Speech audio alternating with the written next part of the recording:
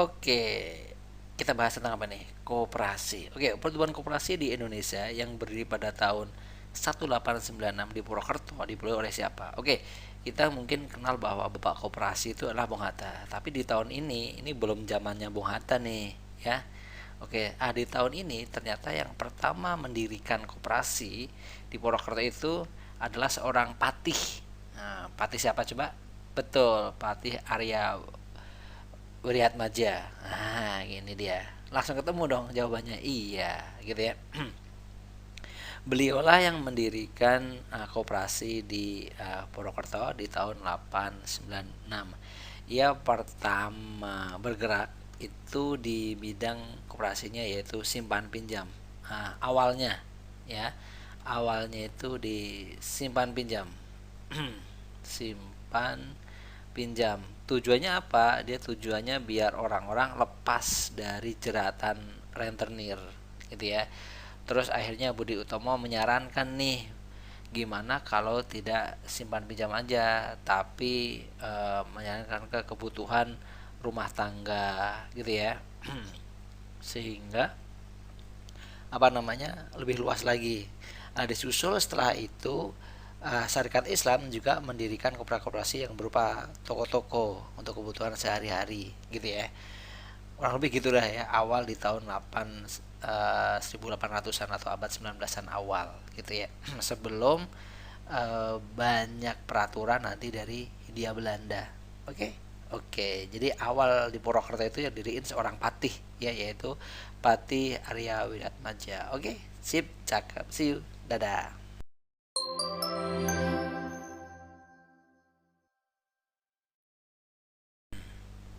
Halo kawan. Hari Koperasi diperingati setiap tanggal berapa coba? Ayo ingat nggak? Lupa ya. Oke, kalau hari jadian kamu tanggal berapa?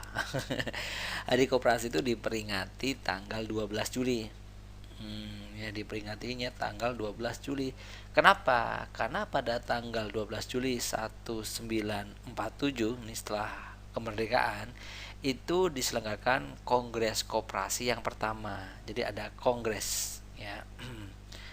Kongres Koperasi. Nah, di mana nih di Kongres Koperasi yang pertama?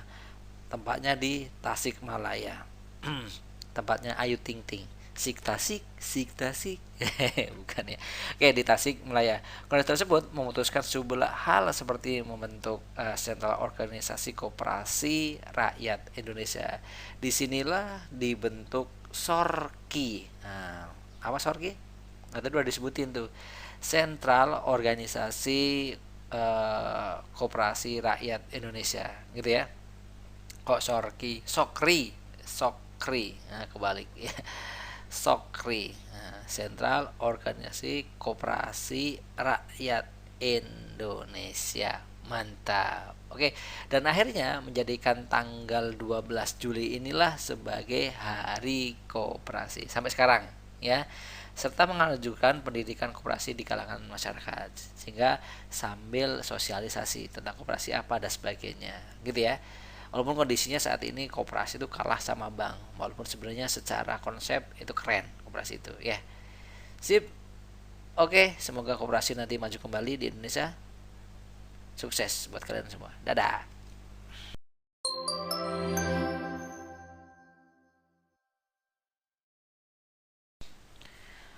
Oke, lanjut ya.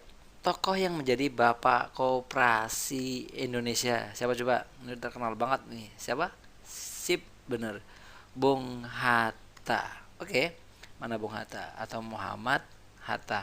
Kenapa sih di sejarahnya gitu ya dia atau beliau itu menjadi bapak koperasi Indonesia? Beliau menjabat sebagai wakil presiden itu 1950 sampai 1956. Nah, gitu ya. Saat ini beliau aktif di hal ekonomi. Beliau nulis buku, ya esai tentang perekonomian rakyat. Jadi dia banyak nulis tentang apa atau aktif di perekonomian rakyat. Ekonomi rakyat tentunya aktif juga di perkoperasian.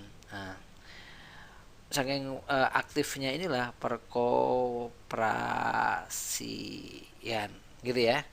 Pas di tahun 1953, nah 1953, di kongres nih ya, 1953 itu kongres, kongres koperasi.